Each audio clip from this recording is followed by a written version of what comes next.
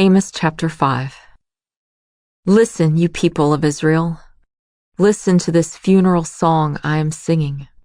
The virgin Israel has fallen, never to rise again.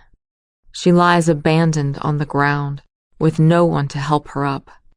The sovereign Lord says, when a city sends 1,000 men to battle, only 100 will return.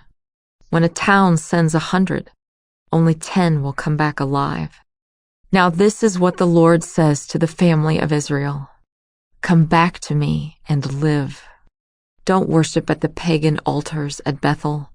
Don't go to the shrines at Gilgal or Beersheba.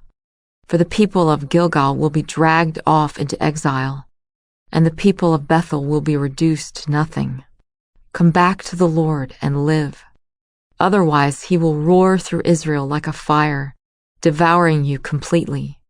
Your gods in Bethel won't be able to quench the flames. You twist justice, making it a bitter pill for the oppressed. You treat the righteous like dirt. It is the Lord who created the stars, the Pleiades and Orion.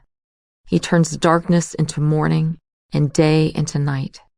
He draws up water from the oceans and pours it down as rain on the land. The Lord is his name. With blinding speed and power he destroys the strong, crushing all their defenses. How you hate honest judges. How you despise people who tell the truth.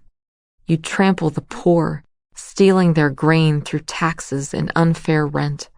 Therefore, though you build beautiful stone houses, you will never live in them.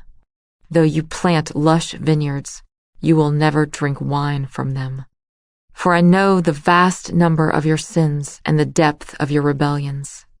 You oppress good people by taking bribes and deprive the poor of justice in the courts. So those who are smart keep their mouths shut, for it is an evil time. Do what is good and run from evil so that you may live. Then the Lord God of heaven's armies will be your helper, just as you have claimed. Hate evil and love what is good. Turn your courts into true halls of justice. Perhaps even yet the Lord God of heaven's armies will have mercy on the remnant of his people. Therefore, this is what the Lord God of heaven's armies says. There will be crying in all the public squares and mourning in every street.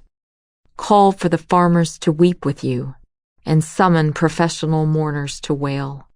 There will be wailing in every vineyard, for I will destroy them all, says the Lord.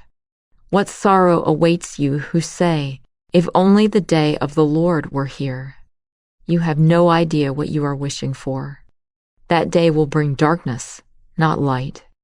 In that day you will be like a man who runs from a lion, only to meet a bear.